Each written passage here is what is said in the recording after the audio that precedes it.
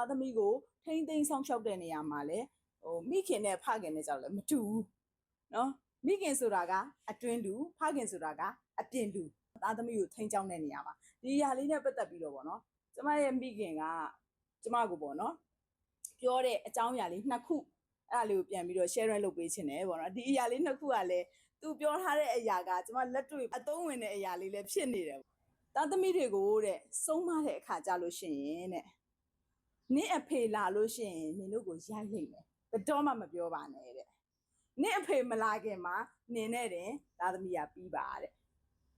နင့်အဖေလာတဲ့အချိန်မှာကလေးကလိမ္မာနေရမယ်တဲ့တချို့တွေကြတော့ပြောတတ်တယ်ပေါ့နော်အဖေကခရီးသွားနေတယ်အလုပ်သွားနေတယ်ဆိုတဲ့အခါမှာကလေးတွေကိုဆုံးမနင့်အဖေလာရင်နင်တို့မလွယ်ဘူးနော်နင့်အဖေလာရင်ငါတိုင်ပြောမယ်ဆိုတာမျိုးပေါ့နော်အဲ့လိုမျိုးဆုံးမတတ်ကြတယ်အဲ့ဒါတို့ဘယ်တော့မှမဆုံးမနဲ့သားသမီးဆိုတာမိခင်ကကိုကအတွင်းလူဖြစ်တယ်အနီးကပြုစုစောင့်ရှောက်ရတာဖြစ်တဲ့အတွက်နင့်အဖေဆိုအဲ့လိုမပြောရအောင်သားသမီးကိုမိခင်ကပဲကိုနဲ့ပဲကလေးကလိမ်မာသွားအောင်ဆုံးမလိုက်ပါတဲ့နော်အဖေပြန်လာတဲ့အချိန်မှာသားသမီးလိမ်မာပြီးသားဖြစ်နေရမယ်ပေါ့နော်သူပြောတာတော့ကျမတို့ငယ်ငယ်တုန်းကသူကပြောပြထားတာအဲ့မဲ့ကျမမိခင်နေရာကိုရောက်လာတဲ့ခါကျတော့လေဟုတ်တယ်အဆင်ပြေတယ်ပေါ့နော်အဲ့ဒါနံပါတ်1တစ်ချက်ပေါ့နံပါတ်2တစ်ချက်ကတော့ तू ကဘာဆုံးမှလဲဆိုတော့ကိုဇနီးမောင်နဲ့2ယောက်တဲ့အဆင်မပြေတဲ့အကြောင်းပေါ့နော်အခုစကားများတဲ့အကြောင်းပေါ့မတည့်တဲ့အကြောင်းပေါ့ကိုခင်မွန်းတရားကိုလိုချင်တဲ့အရာကို तू မပေးနိုင်တဲ့အကြောင်းတွေပေါ့ဒါတွေကိုသားသမီးတွေရှေ့မှာဘယ်တော့မှမပြောပါနဲ့တဲ့နင့်ဖေကဘလို့နင့်ဖေကဘလို့ပြောချင်တာတော့အဖေရဲ့အတင်းကိုသားသမီးတွေရှေ့မှာဘယ်တော့မှမပြောပါနဲ့တဲ့အဲ့ဒါကသခင်ယေရှုကိုယ်တိုင်လည်းပြောတယ်နော်ဖာရိရှဲရဲ့တစေးလို့ပြောတယ်တစေးဆိုတဲ့အခါမှာပွားတယ်ထည့်လိုက်တော့ကတော့တိတိလေးပဲဒါပေမဲ့အထက်ရောက်တဲ့အခါမှာပွားသွားတယ်ကိုပြောလိုက်တဲ့အကြောင်းအရာလေးကသားသမီးရှေ့မှာဖခင်ရဲ့မကောင်းကြောင်ပြောလိုက်တာကနည်းနည်းလေးပဲဒါပေမဲ့သားသမီးရဲ့အတွင်းထဲမှာကြီးထွားသွားတယ်ငါဖေကကြည့်လို့လားဆိုတာမျိုးပေါ့နော်မုန်းသွားတတ်တယ်ဘယ်တော့မှနော်သားသမီးတွေရဲ့အရှိမအဖေမကောင်းကြောင်ဘယ်တော့မှမပြောရဘူးတဲ့ဘာဖြစ်လို့မပြောခိုင်းတာလဲကိုကပြောလိုက်တဲ့အခါမှာကလေးတွေကဖက်အေကိုပေါ့နော်မုန်းတီးခြင်းတစေးလေးတနေ့လေးကတဖြည်းဖြည်းနဲ့ကြီးလာတဲ့အခါမှာတစ်ခေါက်ပြောနှစ်ခေါက်ပြောသုံးခေါက်ပြောသုံးမျိုးပြောနင့်ဖေကဘလို့လေနင့်ဖေကဘလို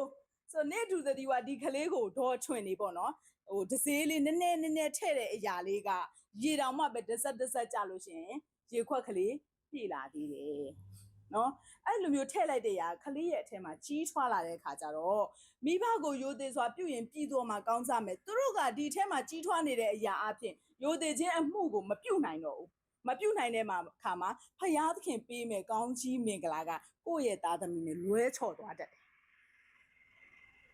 အဲ့တော့လွဲချော်အောင်ပြုတဲ့သူကဘာတူလဲဆိုတဲ့အခါမှာမိခင်ရဲ့နှုတ်ဖြစ်နေတယ်ဒါကိုမိခင်တွေကသတိမထားမိကြဘူးငါရဲ့ကလေးဘာဖြစ်လို့ကောင်းကြီးမင်္ဂလာမရှိတာလဲငါကလေးကိုဖျားခင်ဘာဖြစ်လို့မသုံးတာလဲငါကလေးကဘာဖြစ်လို့ဖျားခင်မျက်နှာသာမရှိတာလဲငါကလေးတွေကဘာဖြစ်လို့ပြုတ်လေတဲ့ညမှာအောင်ရတဲ့အခွင့်တွေဖျားခင်မပြင့်စင်ပေးတာလဲဆိုတဲ့အခါမှာခုနကမုံတီးခြင်းရဲ့ပြေမြစ်ကိုကိုယ်တိုင်တစေးထည့်ထားတာကိုမသိဘူးဖြစ်နေတယ်နော်အဲ့တော့ကျမတို့မိခင်လောင်းတွေရောနော်မိခင်လောင်းကြီးတွေရောမိခင်လောင်းလေးတွေရောနော်တနေ့မှာချွေးမတွေကိုစုံမမဲ့ဖခင်လောင်းတွေရောနော်ဒီတစေးကိုမထည့်မိဖို့လိုအတွက်လဲပေါ့နော်ကျမတို့ကောင်းချီးမင်္ဂလာဖယားခင်ရှိကလာတဲ့အရာကိုကျမတို့မိဘကိုမယိုသေးခြင်းဆိုတဲ့အရာလေးကကာထားတဲ့အခါမှာမြင်ရတော့လဲမရောက်လာအောင်နော်အဲ့လိုမျိုးဖြစ်သွားတတ်တယ်ပေါ့နော်အဲ့တော့ဒီຢာတွေကိုလည်းကျမတို့ကျင်ရှောင်ဖို့လိုအတွက်နော်ကျမမိခင်ကဖယားကိုတိလို့လားဆိုတော့မတိပါဘူးဒါပေမဲ့သူ့ရဲ့စိတ်နှလုံးကစင်ရသားကိုတနာတတ်တယ်ပြီးကြတော့သူကလူတစ်ဖက်သားကိုကူညီခြင်းနဲ့တနာတတ်တယ်နော်အဲ့စိတ်လေးရှိရပေါ့နော်အဲ့တော့ဖယားရဲ့နှုတ်ကပတ်တော်နဲ့ခုနကသွားညီနေတာပေါ့နော်သူ့ရဲ့စိတ်နှလုံးကဘာဖြစ်လို့လဲလူကအစင်းတံကိုကြည့်တယ်ဖယားကနှလုံးသားကိုကြည့်တဲ့အခါမှာသူ့နှလုံးသားကတကယ်တော့ဖြူစင်ပါတယ်နော်စိတ်နှလုံးဖြူစင်တဲ့သူကတော့ဖယားကမင်္ဂလာရှိတော်သူလို့ခေါ်ပြီးတော့မှထိုသူတွေကဖယားကိုမြင်မယ်လို့ပြောထားတော့ဒီဂတိတော်ထဲမှာသူတို့ကပါဝင်နေတယ်ဘလို့အချိန်တွေမှာဘလို့မြင်ပြီးတော့မှဘလို့မျိုးသူတို့တက်တိုင်လွတ်မြောက်သွားမလဲဆိုတာကျမတို့မသိဘူးသူတို့လွတ်မြောက်ဖို့လို့အတွက်သူတို့တွေဖျားကိုတိလာပြီးတော့ထာဝရဆိုင်တဲ့ကဲတင်ခြင်းရဖို့လို့အတွက်ကိုလည်းဖျားကဘသူအားဖြင့်ပြင်ဆင်တာလဲဆိုတာမသိဘူးတခါကြာရင်ကျမတို့မိခင်ဖြစ်တဲ့အခါမှာကျမတို့ရဲ့နော်ညီကိုမောင်နှမတွေဖြစ်တယ်ကျမတို့ရဲ့ဆွေမျိုးသားချင်းဖြစ်တဲ့အခါမှာနော်ငါတို့ကတော့အမှုတော်ထဲမှာ ကိုနဲ့ဘာမှမဆိုင်တဲ့ဂျွာတွေမှာသွားပြီးပြေးတယ်ဘာမှမဆိုင်တဲ့သူတွေကိုဖျားရကောင်းမြတ်ကြောင်းပြောတယ်သူတို့ကိုကြတော့ငါတို့ကမပူပါနဲ့တင်ယုံကြည်ခြင်းရှိမယ်ဆိုလို့ရှိရင်တင့်မိသားစုကကဲတင်ခြင်းရမှာဖြစ်တယ်အာမင်တင်လို့ရင်တင့်မိသားစုကဲတင်ခြင်းရမယ်လို့မပြောထားပါဘူးတင်ဖောင်ယုံကြည်တင်ဖျားကိုယုံကြည်ခြင်းအဖြစ်ဖျားသခင်ကလှုပ်ဆိုတဲ့ဂတိစကားတော်တွေကိုတင်ကသစ္စာရှိနဲ့တင်ဖျားနဲ့မှန်ပြီးတော့လှုပ်ဆောင်မယ်ဆိုလို့ရှိရင်တင့်မိသားစုလိုအပ်တဲ့အရာကိုဖျားလုပ်ပြီးမယ်အာမင်ကိုလုံးမမဟုတ်ဘူးဖျားသခင်ကတယောက်တော်သူအဖြစ်နော်မိခင်တွေနော်ညီကိုမောင်နှမတွေဆွေမျိုးတွေကိုနော်ပြောင်းလဲပေးမှာဖြစ်တယ်အဲ့တော့တင့်ကိုအခုဘုရားသခင်ခိုင်းထားတဲ့အငန်းအတာမှာတင်တာဝန်ကြအောင်တင့်လေခွက်ကိုတင်နိုင်အောင်ရိပ်ပါနော်ရိပ်နေတဲ့အချိန်မှာဘုရားသခင်ကတင်လိုအပ်တဲ့အရာတွေကိုလည်းလုပ်ပေးမှာဖြစ်တယ်အာမင်အဲ့တော့ကျွန်တော်တို့မယုံကြည်သူကနေပြီးတော့ပြောင်းလဲရတဲ့သူတွေတော်တော်များများကတော့ခုနစိတ်မျိုးရှိတာပေါ့နော်ကိုယ့်ရဲ့အဖေပြောင်းလဲစေခြင်းနဲ့နော်အမေကဖျားကိုသိစေခြင်းနဲ့ညီကိုမောင်နှမတွေခရစ်တော်၌တလုံးတော်ရတဲ့ဖြစ်ခြင်းနဲ့ဒါတွေကတော့ဒီဆန္ဒတွေကတော့တကယ်လူတိုင်းမှာကြီးစိုးတတ်ကြတယ်ဒါပေမဲ့ကျမတို့ကြီးစိုးရမယ့်အရာခရစ်တော်ပဲဖြစ်တယ်ခရစ်တော်ကျမတို့အသက်တာထဲမှာကြီးစိုးလာပြီဆိုလို့ရှိရင်ခရစ်တော်ရဲ့အလိုတော်ကဘာလဲဆိုတာကိုကျမတို့သိပြီးတော့မှခုနကခရစ်တော်ကဘာလို့ရှိတာလဲနောက်ဆုံးမှာတပည့်တော်တွေကိုနော်ခြိဆေးပေးတယ်နော်ပဝါကိုခါမှာစီးတယ်နော်ခြိဆေးပေးတယ်ဆိုတော့ထိုင်နေတဲ့သူတွေကိုဒူးထောက်ချပြီးတော့ခြိဆေးပေးရတာဖြစ်ပြီးတော့ခါမှာစီးထားတဲ့ပဝါကိုချွတ်တယ်ပဝါနဲ့တုပ်ပေးရတယ်ဆိုတော့ပေတရုကဘာပြောလဲကိုတော်ရဲ့တဲ့ခြေထောက်တော်မဆေးပါနဲ့လက်တွေဆေးပြီးရင်ဆေးပြီးပါတဲ့အနှိမ့်ကြဆုံးအယုံညံ့ဆုံးနော်ညစ်ပေပွားရအမှိုက်တလိုက်ထဲသွားနေတဲ့ဒီလောက်ညစ်ညူးတဲ့အရာကိုမဆေးဘဲနဲ့လက်ကိုဆေးပါဒါမှမရဘူးကိုတော်ကတော့အဲ့လိုအနှိမ့်ကြဆုံးနော်တယောက်နဲ့တယောက်နှိမ့်ချခြင်းနဲ့ဘုရားသခင်ကအသက်ရှင်ဖို့အလိုရှိတယ်ဆိုတဲ့အရာကိုလှုပ်စေခြင်းလို့သူကိုယ်တိုင်ရှေ့ကနေလှုပ်ပြတာဖြစ်တယ်အာမင်နှိမ့်ချခြင်းနဲ့ကျမတို့ကိုအသက်ရှင်စေခြင်းတော့ဘုရားသခင်ဖြစ်တယ်အဲ့တော့ခရစ်တော်ကကျမတို့ထက်မှကြီးစိုးပြီဆိုလို့ရှိရင်ခရစ်တော်ရဲ့အလိုတော်ကဘာလဲဆိုတာကိုကျမတို့သိလာပြီဆိုလို့ရှိရင်သူ့ရဲ့အလိုတော်နဲ့အညီကျမတို့ကအသက်ရှင်မယ်ဆိုလို့ရှိရင်ကျမတို့လိုအပ်တဲ့အရာတွေကိုလည်းနိုင်ငံတော်နဲ့ဖြောင့်မတ်ခြင်းတရားကိုရှာနေတာဖြစ်တဲ့အတွက်ထိုအရာတွေကိုဘုရားရှင်ထပ်ပေးမယ်သင်တို့လိုတဲ့ထိုအရာတွေအားလုံးကိုဘုရားရှင်ပြင်ဆင်ပေးမယ်ပေါ့နော်ဒါလေးနဲ့ခွန်အားပေးခြင်းပါတယ်ပေါ့နော်ဒီနေ့ Mother's Day ဖြစ်တော့မိခင်တွေနဲ့ပတ်သက်ပြီးတော့ပေါ့နော်ကျမ်းစာမှာစင်ချင်မဲ့မိခင်တွေကတော့အများကြီးရှိတယ်เนาะအဲ့ထက်ကမှဒီနှလုံးသားမှန်ပြီးတော့ဂရိတီတဲ့မိခင်အကြောင်းပေါ့နော်တစ်ခါပြောပြဘူးတယ်ဘာလို့လဲဆိုတဲ့အခါမှာဟာနနော်နှလုံးသားမှန်ပြီးတော့မှဖခင်သခင်ရှေ့မှာတစ္ဆာဝတ်ကိုပြုတဲ့အတိုင်းကိုနော်တကယ်ကြီးလောက်တာနော်အဲ့မျိုးသမီးကတကယ်ကြီးလောက်တာနော်ဓမ္မရာဆိုရင်ပထမဆောင်ခန်းကြီး1အငယ်7ကဲတော့ပြီနော်ဖတ်မယ်နော်အိုးကောင်းခင်ဘုရှိအရှင်သာဝရဖေဟာကိုတော်ဤကျွန်မကိုမေးလျော့တော်မမူပဲနဲ့ကိုတော်ကျွန်မဤဆင်းရဲခြင်းကိုကြည့်ရှုအောင်မေးသဖြင့်ကားယောက်ျားကိုပေးသနာတော်မူလျက်သူဤသဖြင့်ရိတ်ခြင်းကိုအလင်းမပြုတသက်လုံးသာဝရဖျားဤကျွန်ဖြစ်စေခြင်းကကျမအပ်ပါမည်ဟုသစ္စာဂတိပြုလေ၏အာမင်ဟာနာကသစ္စာဂတိပြုတာနော်ဖယားသခင်ရှိမှာသစ္စာဆိုတာဖယားသခင်ကိုဂရိပေးတာဆိုတော့ तू သစ္စာပြုတဲ့အတိုင်းကို तू ကတကယ်လို့တော့မိမဖြစ်တယ် तू ဂရိဖယားသခင်ရဲ့အရှိမဂရိပေးတယ်ဖယားသခင်ရဲ့အရှိဆိုပေမဲ့အဲ့အချိန်ကရှိလောမျိုးရဲ့ဗိမ္မာန်တော်တွေကို तू ဝင်တာဖယားသခင်ကို तू မြင်ရတာမဟုတ်ဘူးအဲ့ဒီမှာဘယ်သူရှိနေလဲယစ်ဘရဟိအေလီပဲရှိတာဖယားကို तू မမြင်ရဘူးဒါပေမဲ့သူ့ရဲ့အတွင်းထဲမှာငါသစ္စာဂရိပြုပြီးတော့ငါနှလုံးသားနဲ့ပြောတဲ့စကားနော်ငါနှုတ်ကထွက်တဲ့သစ္စာငါပေးတဲ့ဂတိကိုဖယားကြားတယ်ဒါကိုသူယုံကြည်တာဖြစ်တယ်အာမင်ဖယားရှိဆိုတဲ့အခါမှာဖယားသခင်ကကောင်းကင်ကနေဆင်းသက်ကြလာပြီးတော့ဟာနာရဲ့ရှိကိုရုပ်ရှင်ရောက်နေတာမဟုတ်ဘူးသူ့ရဲ့နှလုံးသားကနေဖယားကိုယုံကြည်နေတာငါပြောတဲ့စကားကိုဖယားကြားတယ်ငါပေးတဲ့ဂတိကိုဖယားသိတယ်ငါပြုတဲ့သစ္စာကိုဖယားသိတယ်ဆိုရယ်ယုံကြည်ခြင်းနဲ့သူကလုပ်တာလုပ်တဲ့အခါမှာတကယ်ပဲသားရတယ်နော်တကယ်ပဲသားရတယ်သားရတော့လေတသက်လုံးမြုံနေတဲ့မိမအဲ့မှာနော်ဆူတောင်းတဲ့အရာလေးမှာသတိထားမိလိမ့်လားကိုတော်ဤကျွန်မဤဆင်းရဲခြင်းကိုကြည့်ရှုအောင်မေးတဲ့ဖြစ်တယ်ဆင်းရဲခြင်းဆိုတဲ့အရာလေးကိုသတိထားမိရနော်ဆင်းရဲခြင်းဆိုတဲ့အခါမှာကျမတို့ကလေပတ်စံမရှိလို့နော်ငွေကြေးချို့တဲ့လို့ဒါကိုဆင်းရဲတယ်လို့ထင်တာနော် သူ့ရဲ့ဆင်းရဲခြင်းကဘာလဲသားသမီးမရနိုင်တဲ့ဆင်းရဲခြင်းသူ့ယောက်ျားကအေလာကာလာကသူ့ကိုချစ်တယ်ဟာနာကိုဇနီး2 ယောက်ရှိတယ်ဒါပေမဲ့ဟာနာကိုနှစ်ဆပတ်စံပို့ပေးတယ်သူယောက်ျားရဲ့ချစ်ချင်းကိုခံရတဲ့မိန်းမဖြစ်တယ်နော်ချမ်းသာသောမိန်းမလည်းဖြစ်တယ်ဒါပေမဲ့သူ့ရဲ့ဆင်းရဲခြင်းကဘာလဲဆိုတဲ့အခါမှာသားသမီးမရနိုင်တဲ့ဆင်းရဲခြင်းဖြစ်တယ်အဲ့ဒါကြောင့်မို့လို့ဆင်းရဲနေတယ်သူဒီအရာအဖြစ်ကဲ့ရဲ့ခံပြီးတော့ तू ကဝင်လေးနေတာဖြစ်တယ်အဲ့တော့ဘုရားခင်နှုတ်ကပတ်တော်ကဝင်လေးပင်ပန်းတော်သူပေါင်းငါထံလာငါချမ်းသာပေးမယ်သူ့လေးတဲ့ဝင်ကသားသမီးမရနိုင်တဲ့ဝင်ပေါ့နော်ဆင်းရဲခြင်းဝင်လေးခြင်းဒီဆင်းရဲခြင်းလေးနဲ့ဘုရားကိုတိုးဝင်တယ်တကယ်ပဲသစ္စာဂတိပြုလိုက်တဲ့အခါမှာဘုရားခင်ကဘု து ကိုပေးလဲဆိုတော့ရှမွေလလေးကိုပေးတယ်ရှမွေလလေးကိုပြီးတော့တက်လုံးမြုံနေတဲ့မိန်းမခလေးရပြီကွယ်စဉ်းစားကြည့်လိုက်တော့နော်လောကမှာတော့မှပဲမြုံနေတဲ့မိန်းမခလေးရပြီဆိုဘာဖြစ်လဲအကုံချစ်ပြီလေဟုတ်လားအခုမှဖျားပေးတဲ့ကလေးကိုရတာလေဒါပေမဲ့ तू နော်ချစ်လို့တော့မဝနိုင်သေးဘူးနို့နဲ့ခွာတော့အချိန်ဆိုတော့2 နှစ်လောက်ပေါ့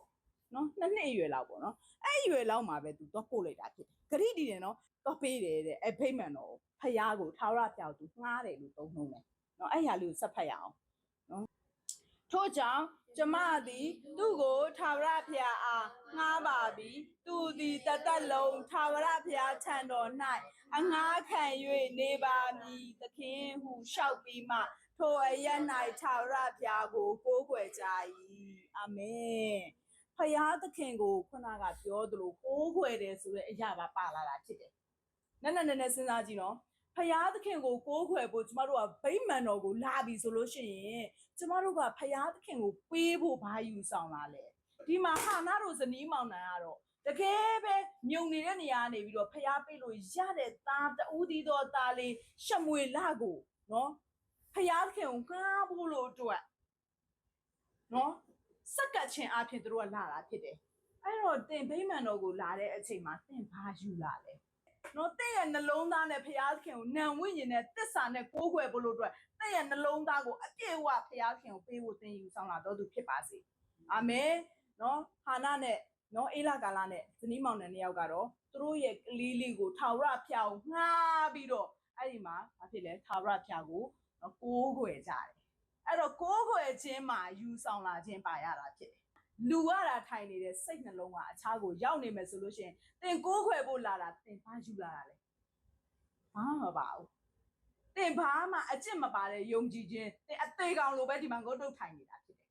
အဲ့လိုမျိုးဟာဘုရားခင်မကြိုက်ဘူးအဲ့လိုမျိုးလူမျိုးကိုဘုရားခင်မကြိုက်ဘုရားခင်ဘာလို့နှလုံးသားကိုစစ်တဲ့အခါမှာကျွန်တော်တို့လူကိုဟန်ဆောင်လို့ရပါမယ်ဘုရားခင်ရဲ့ရှေ့မှာကျတော့ဘာဖြစ်လဲအကုန်လုံးလှန်ထားတာဘုရားမြင်တယ်အဲ့တော့ကိုးခွေဖို့သင်ဝတ်ပြုတဲ့နေရာဘယ်နေရာပဲဖြစ်ပါတရက်ပင်အောက်ပဲဖြစ်နော်တချို့နိုင်ငံခြားတွေမှာဆိုလိုင်းခန်းချင်းလေးတွေပါယုံကြည်သူ3 ယောက်စုပြီးတော့ဝတ်ပြုကြတယ်ကိုးခွေကြတယ်ဒါပေမဲ့ကိုးခွေဖို့ကျမတို့သွားတဲ့နေရာမှာယူဆောင်လာရမယ့်အရာကနှလုံးသားဖြစ်တယ်သူတို့ဇနီးမောင်နှံ2 ယောက်ကသူတို့ရဲ့သားလေးကိုနော်ငှားဖို့အတွက်သူတို့နော်ယူလာပြီးတော့မှဖယားသခင်ကိုနော်တက်လုံးငှားပါမယ်ဆိုပြီးတော့မှသူတို့ကိုးကွယ်ကြတာဖြစ်တယ်သူတို့ယူဆောင်လာတဲ့အရာကသူတို့အတွက်အရန်ကိုကြီးမားဆုံးဖြစ်တယ်နော်အာဗြဟံလိုပဲနော်ဣဇက်ကိုပူဇော်တဲ့ကဲ့သို့ပဲနော်သူတို့လည်းနော်တကယ်ပဲသစ္စာဂရိတီဆိုတာဖြစ်လာပြီးတော့ပူဇော်တယ်အဲ့ဒီခါမှာတဲ့နော်အခန်းကြီး2ရဲ့ခုနကအငယ်18ရောက်လာတဲ့အခါမှာနော်အဲ့သူငှားလိုက်တဲ့အခါပေါ့သူတို့ပေးဆက်လိုက်ရတဲ့အဖိုးအခါကိုဘုရားခင်ဘာပြန်ပေးလဲဆိုတာအဲ့ဒါမှလာမယ်နောက်တူကဖတ်ကြရအောင်နော်အခန်းကြီး2အငယ်18တယံရောအခါအေလိကသင်သည်ထာဝရဘုရား၌ငှားထားသောသားအတွက်ဤမိမတွင်အမျိုးနွယ်ကိုပေးတော်မူပါစေတော်ဟုအေလာကာလလင်မယားကိုကောင်းချီးပေး၏ထိုသူတို့သည်နေရာအိမ်သို့ပြန်သွားသောနောက်ထာဝရဘုရားသည်ဟာနာကိုအကြည့်အရှုကြွတော်မူသည်ဖြင့်သူသည်ပရိသနေယူ၍သား3 ယောက်သမီး2 ယောက်တို့ကိုဖွားမြင်လေ၏သူငယ်ရှမွေလသည်ထာဝရဘုရားရှေ့တော်၌ကြီးပွားတည်းအာမင်အဲ့နေရာမှာကျွန်တော်တို့ကြည့်တဲ့အခါမှာတကယ်ဟာနာကဖယားခင်ရှေ့မှာသစ္စာပြုပြီးဂတိတည်တဲ့မိန်းမဖြစ်တဲ့အလျောက်သူ့ရဲ့ငှားရမ်းတဲ့အခါအတွက်ကိုတဲ့ယေဘရဟိအေလိက ယေဘရဟေအေလိကဘာပြောလဲထာဝရဘုရားရှိမှဆုတောင်းပေးတယ်မင်းတို့ဒီရှမွေလလေးကိုထာဝရဘုရားကိုငှားရက်နဲ့အဖို့အခါအတွက်ကိုတဲ့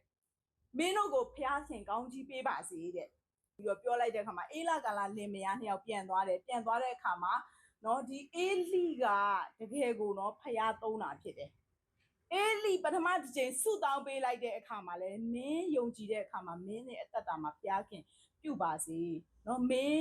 င်းကိုဘုရားခင်ကောင်းချီးပေးပါစေပထမတစ်ချိန်ပြောလိုက်တယ်ခလေးရသွားတယ်ဘုရားကသူနဲ့သူရှိတယ်ဆိုတာကိုပြောချင်တာနော်ယေဘရဟေအေလိနဲ့သူရှိတယ်လို့ပြောချင်တာဒုတိယတစ်ချိန်မှာလဲသင်အဲ့လိုမျိုးရှမွေလကိုငှားထားတဲ့အခအတွက်ကိုတဲ့သင်ရဲ့အမျိုးအနွယ်ကိုဘုရားခင်ကောင်းချီးပေးပါစေ